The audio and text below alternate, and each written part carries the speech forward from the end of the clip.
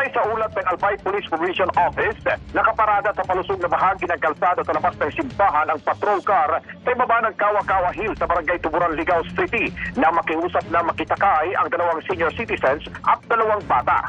Bumaba ang driver na police corporal matapos itaas ang handbrake para alalayan ang mga nakikisakay habang kinalsuhan din ng kanyang kasama ang gulong ng patrol car.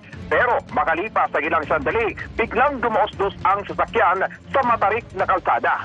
Dito na nasagasaan ang mga debutong pupunta sa simbahan at nahagip ang mga nakaparadang motorsiklo na damay rin ang 8 taong gulang na bata. Sunoding nabangga ng patrol car ang panahon o ang paahon na SUV na may 3 sakay. Isa naman sa mga biktima ang napuruhan at nabalian ng 2 paa.